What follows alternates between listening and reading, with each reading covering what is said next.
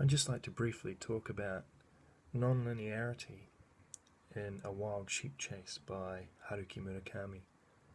Um, the use of nonlinearity in this novel, compared to Slaughterhouse-Five by Kurt Vonnegut and Chronicle of a Death Foretold by Gabriel Garcia Marquez, the use of nonlinearity is far less obvious and pronounced.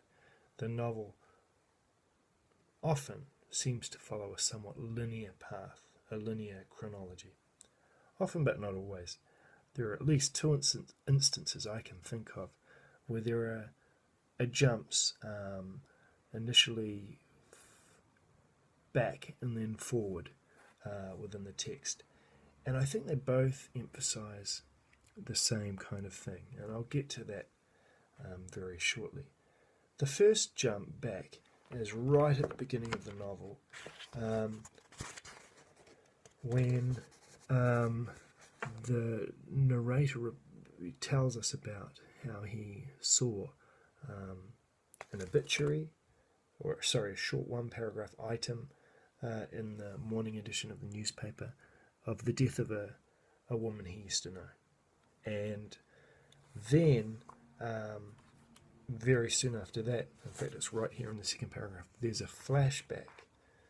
No, the flashback doesn't happen just then. It happens over the page, and the story jumps back 9 years originally, and then jumps forward again. So the man had a brief relationship 9 years ago with this woman, and we have a few pages detailing that flashback. So this is a slight break in the chronology of the text right from early on, before the story proper starts flowing in a fairly linear fashion after that for some time. Later on in the novel, there's another way in which there's a leap back into the past, and that's in chapter 29, where it's the birth, rise and fall of Junitaki Township. By reading this text called that's named The Authoritative History of Junitaki Township, the area of Junitaki, in particular town,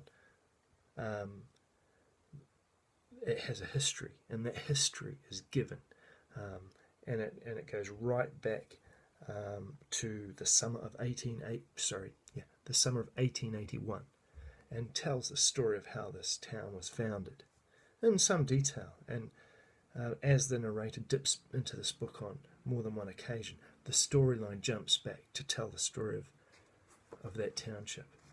And of course this story leads us right back to the present, because it is in this township, or near this township, that the narrator is searching for his friend the rat and the solution to the mystery he is searching for. Why are there these breaks in the linearity of the novel?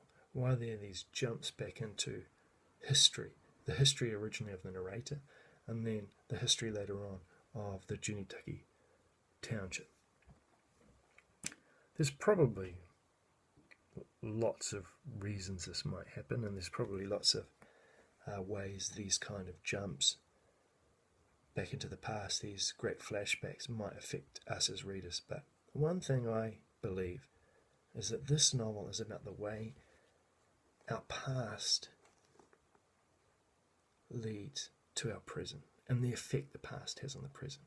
And I think this happens on two levels. The novel is about the way personally we look back at our past in the same way as the narrator looks back on his past, and are aware of the way things that happened then really have changed the way we are now, and how we have to still deal with those things, not run away from them maybe. But also this happens on a national level, that doesn't matter which nation you belong to. I come from New Zealand, but I think this is true certainly of Japan, anywhere in the world. We all have these histories that are sometimes quite problematic, sometimes extremely problematic, and we have to work through